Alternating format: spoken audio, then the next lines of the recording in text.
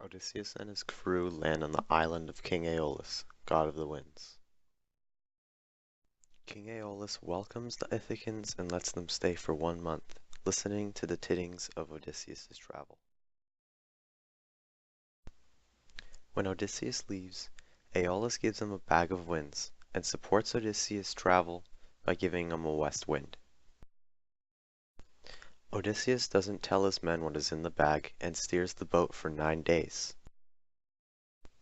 He falls asleep and the crew members proclaim, "Now this Aeolus loads him down with treasure, favoritism, friend to friend." The crew members open the bag, flinging the ship's back, unraveling the 9 days of travel. Odysseus complains about their situation and ponders suicide, but finally decides to row back to Aeolus. Odysseus begs for more help from Aeolus, but he refuses, deciding that Odysseus is cursed. 6 more days of rowing pass, and the men find themselves at Lamos, the land of the Lastrygons. Odysseus sends 3 men to investigate the land.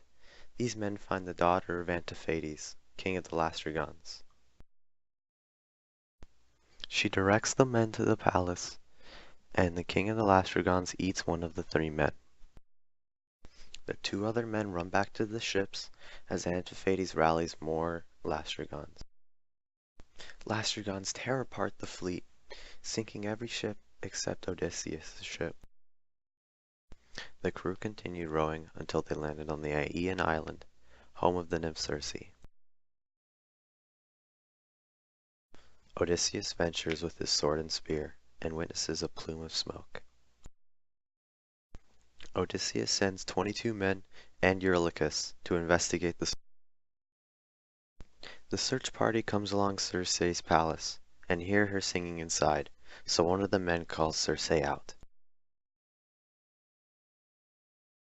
Circe ushers the men in, but Eurylochus suspects a trap and stays outside. She gives them a feast laced with drugs to confuse the men, then with a wave of her wand, she turns them all into pigs. Eurylochus, being the only man left, runs back to Odysseus and tells the disaster story. Odysseus quickly grabs his gear and asks Eurylochus to show him the way to the palace, but Eurylochus begs Odysseus to leave. Odysseus refuses and treks back to Circe's palace, but on the way, Hermes gives Odysseus a drug that renders Circe's magic useless.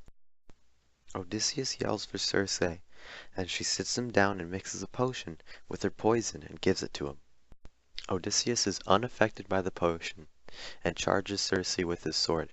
She pleads mercy. Odysseus makes Circe promise she will release his men, and in the morning he demands the release of his men before eating. Circe pleads that Odysseus and his men will stay with her, and he complies. Odysseus returns to the boat and asks for his crew to pull the boat on land and live with Circe, but Eurylochus tries to perform a mutiny, but eventually listens to Odysseus. The men stay resting in Circe's palace for 1 year, until they ask Odysseus to leave for Ithaca. Odysseus pleads Circe for guidance home, and she says Odysseus must consult the ghost of Tiresias in the underworld. Then Circe gives instructions on how to please Persephone, so Odysseus can meet with Tiresias. As the men leave the palace, Elpenor, who fell asleep on the roof, was startled and fell to his death. Odysseus tells his men they are headed to the underworld and their spirits drop, as Circe flies ahead to place the necessary sacrifices for Odysseus.